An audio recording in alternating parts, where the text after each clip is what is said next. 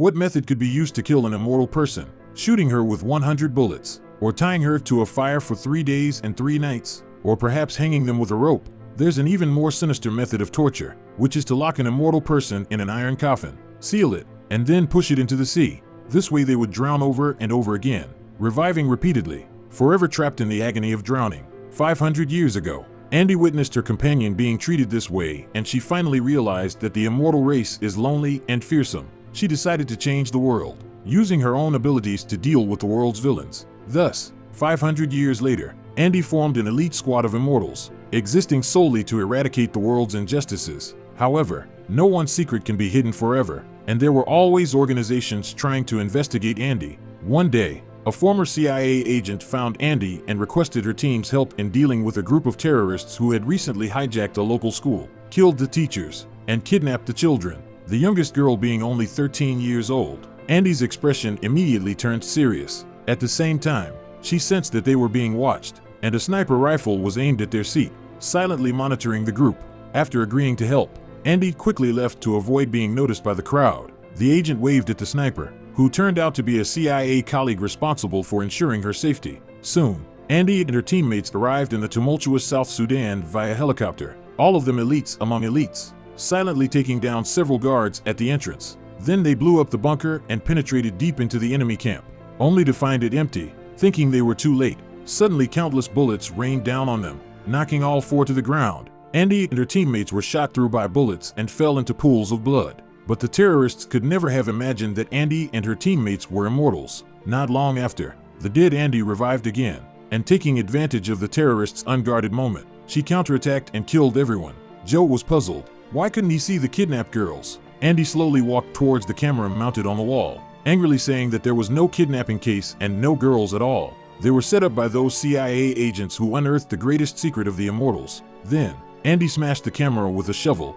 and taking her teammates, fled, hiding in a cargo truck. Suddenly, she felt dizzy, and all immortals saw the same scene. In distant Afghanistan, a black female soldier named Freeman, who was part of the U.S. Marine Corps, was on a mission pursuing a bomber. They received a tip from an old nun at an Afghan monastery, and burst into the cottage where the bomber was hiding. Freeman took the lead and subdued the bomber, but was accidentally cut on the neck by a knife he had hidden.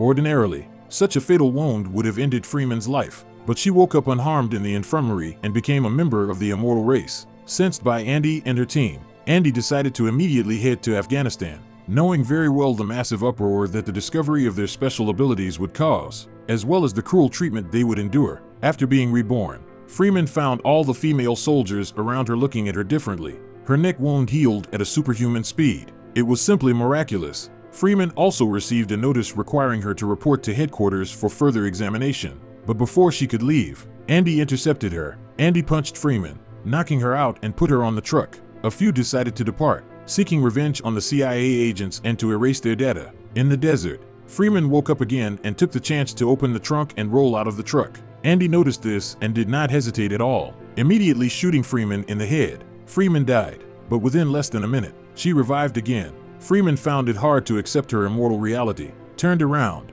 and stabbed Andy in the heart. Immortals may not die, but they do feel pain. Andy briefly explained to Freeman that they were the same kind of people, and if she wanted to know more, she should follow her to the base. As Andy was now the leader of a group of immortals, Freeman was skeptical, but since she had nowhere else to go, she had to listen to Andy. Andy and a teammate boarded a plane, telling Freeman that their 5-person squad was about to head to Paris. Then she simply closed her eyes to rest. However, when Andy awoke, she found her hands were tied. Freeman, still unconvinced, had pointed a gun at the pilot, demanding they land now because she completely did not want to go to Paris. Andy understood her unease, so she took the gun and shot the pilot herself. The plane quickly began to descend.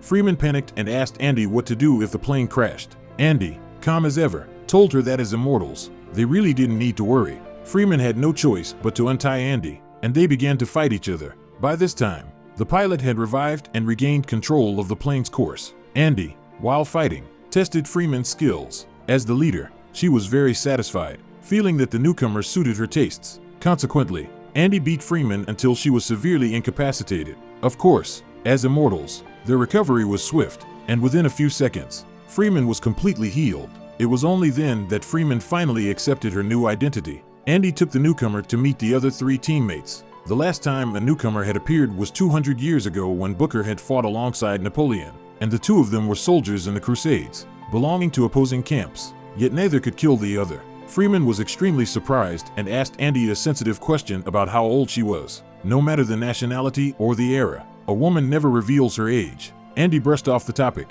and Freeman, still puzzled, wondered if immortals really never die. Andy shook her head because there had once been a companion among them, and immortals would one day suddenly find they were no longer immortal, but no one could predict when that day would come. That night, Freeman had a nightmare in which she saw a woman locked in a coffin, sinking into the sea, struggling in repeated drownings. Teammates explained that this woman, named Joan, was one of the earliest immortals like Andy. After finding each other, they participated in wars of various tribes and even saved witches persecuted in England. But because they could not die, the witches turned against them, accusing them of using witchcraft. Neither hanging nor burning could harm Joan and Andy, but fearing their power, the witches locked Joan in an iron coffin and pushed it into the sea with a crucifix. Thus, Joan was repeatedly drowned and revived, enduring endless torment for 500 years. When Andy finally rescued her from the sea, Joan had gone mad, and she eventually faded from existence. The greatest fear for immortals is that once their secret is discovered, human fear would deprive them of their freedom.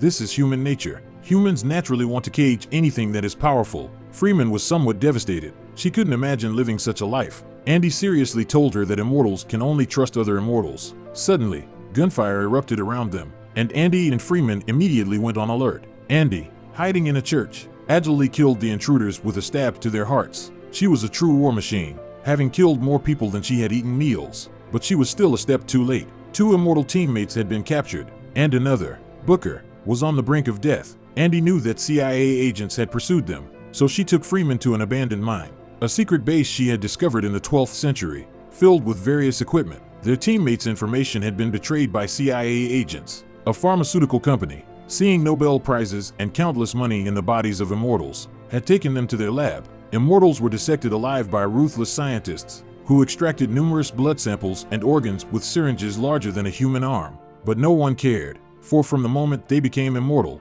they were destined to be alone. Relatives would age, fall ill, and die, while immortals lived on. Booker had a brother who had cancer, and in his final moments, he asked Booker to tell him how to become immortal. Booker didn't comply, as even he didn't know the reason. In the end, his brother resented him, leaving Booker traumatized. He believed that immortals should not interact with the world, lest they suffer doubly. Freeman, thoughtful after hearing this, was still too new to being immortal and unwilling to participate in the rescue mission, so she left first. But right after, Freeman discovered a shocking secret. The bullets in Andy's handgun had been tampered with, and it couldn't have been anyone else but their teammate Booker. Indeed, as soon as Andy entered, she realized she had been set up when Booker restrained her from behind. Andy, crumbling, loudly questioned why Booker would do such a thing. Booker remained silent. His reason for betraying Andy was simple. He hoped to uncover the secret of immortality to save more people like his brother. At that moment, Booker suddenly realized that Andy's wound was still bleeding. She was very surprised, for Andy had just recently lost her immortal ability. The pharmaceutical company's scientists were furious and knocked Andy out and threw her into the lab. The arriving Freeman found the CIA agent, learned of Andy's location, and quickly armed herself to storm the lab. The agent had his own troubles. His wife was suffering from amyotrophic lateral sclerosis, and to help her, he was forced to collaborate with the pharmaceutical company. However, the agent hadn't expected the company to be so inhumane, so he used his VIP access to let Freeman through the door. Pretending to be an ordinary person, Freeman barged in, took the opportunity to play dead, and killed the guard. She was shot along the way, reviving repeatedly, and exploited a bug to enter the lab, freeing her teammates from the agent. Freeman learned that for over 1,000 years, Andy had been fighting for human peace. She decided to carry on Andy's will, and when the Immortal Squad united, they were virtually invincible. The lab sent in about 20 expendables, and they faced the bullets head-on as they fought their way out. Although Andy no longer had immortal abilities, her combat sense was stronger than anyone present. After a hard fight, the company released a smoke bomb, but Andy, wielding an axe, carved a path of survival. The big sister was always so fierce. Her martial arts and shooting skills far surpassed those of ordinary people. They fought their way to the scientist's office, Freeman carrying a person as they jumped down to the lower floors. Immortals, of course, were unharmed, but the scientist was smashed to pulp. Finally, the squad safely left and embarked on the next leg of their journey to save world peace.